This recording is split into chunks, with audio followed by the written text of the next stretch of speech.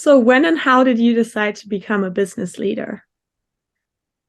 Well, good question. When I started in marketing many years ago, I realized I'm more of a generalist rather than a specialist.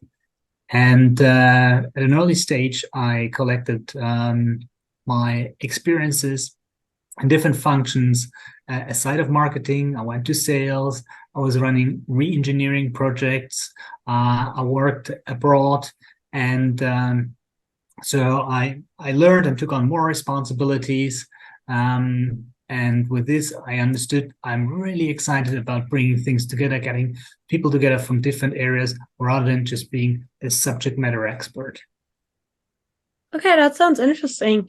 You already talked a little bit about your process. So like what key things in your life do you think led to your decision? Yeah, another good question.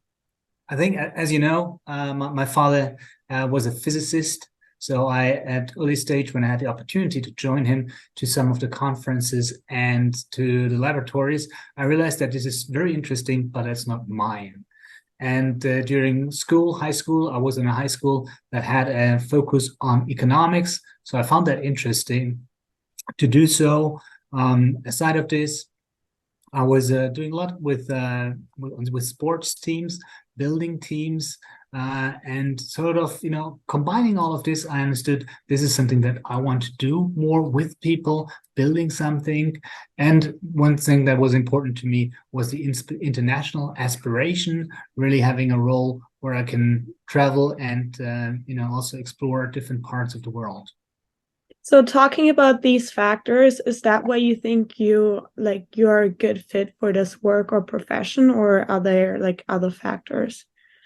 I think it's about leadership, and things that you have the classes in is really sort of what matters. And when I think about leadership, it's about strategy development, sort of to drawing a picture in easy words to where you want to go, create a vision that people, that teams, that the department can buy in, visualize this, and then make the team, make the individuals, wanting to join you.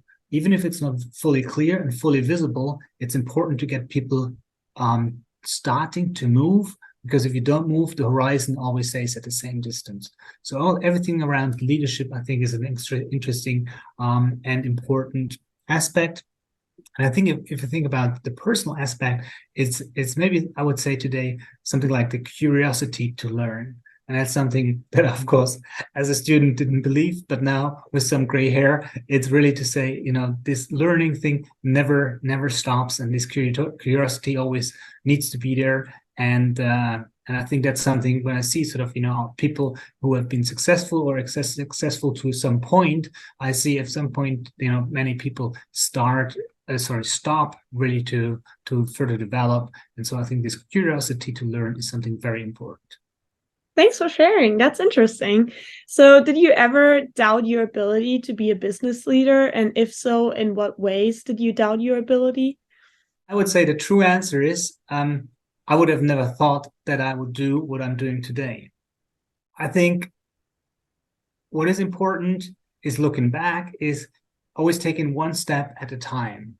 And I think it's more important to focus on a journey, on what you want to achieve, rather than just looking for a target. That's so true. So what is important to you about this work? So like what do you find satisfying or what do you value about your work? um, what is now very interesting in my role is really that I have the opportunity to work on tomorrow's nutrition, sort of developing a new area.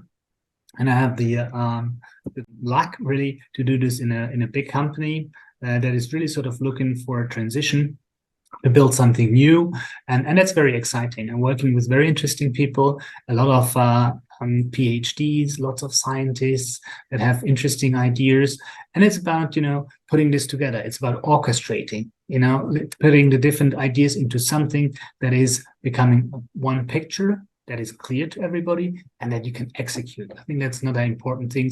You need to make it happen.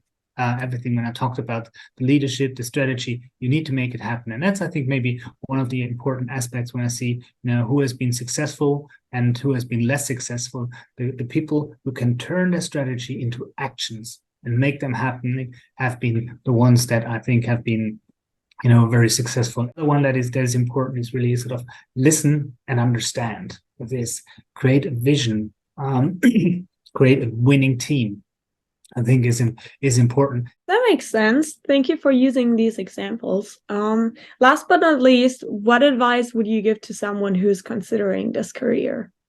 I think what is important is I've seen many people who have been successful and have become very arrogant and have come to a point where they thought that they now know how it goes and how things work.